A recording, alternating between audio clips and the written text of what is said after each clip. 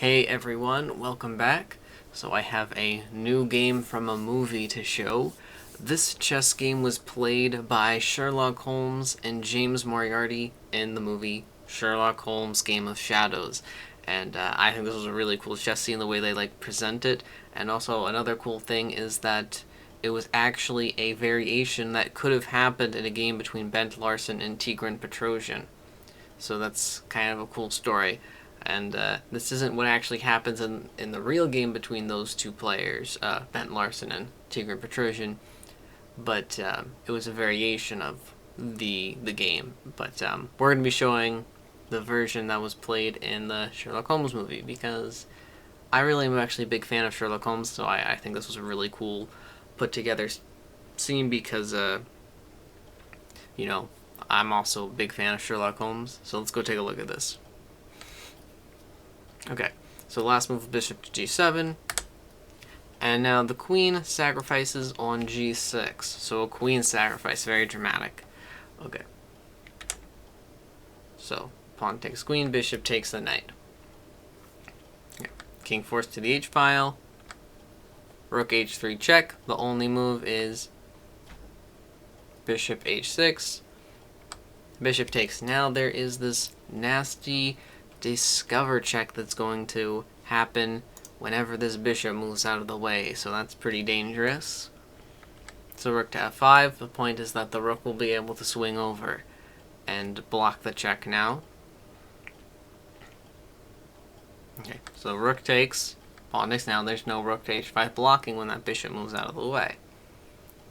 Bishop to f7. Now notice that this bishop is going to be guarding g7, this bishop on h6, if it goes to, say, f8, it still guards g7, and this light square bishop is now guarding both g6 and g8, so they're going to take away the g-file, and the rook is going to take away the h-file, so it's threatening a checkmate there whenever that bishop moves out of the way. Queen to b6 check. This is actually kind of just a useless delaying move. King h1, queen takes, and there's really nothing the black pieces can actually do to stop this. Bishop to f8, and right here, Sherlock Holmes, he's actually playing without looking at the board because he had walked away, and he calls out the move, and he says bishop to f8, discover check and incidentally mate. And actually, they didn't say bishop to f8, they actually used, the old form of notation, so that was even a cool thing. They used the old, more descriptive, I think it was called descriptive notation. But I'm just going to say bishop f8, because that's what I use. But yeah, because he had been walking away while this is going on, and, they had been, also talking about what was going on. But Sherlock Holmes, he's continuing to play the game while just calling out his piece movements, and I think that's cool.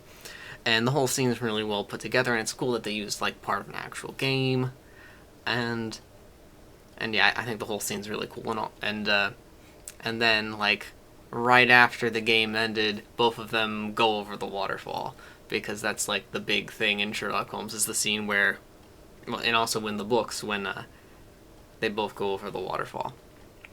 So yeah, really cool scene, and yeah, I think it was really, really cool, and yeah, I recommend the movie if you haven't seen it. I also recommend the books, because I have the whole collection of Sherlock Holmes books. Highly recommended. Alright, so yeah, thanks for checking this out. I hope you enjoyed it.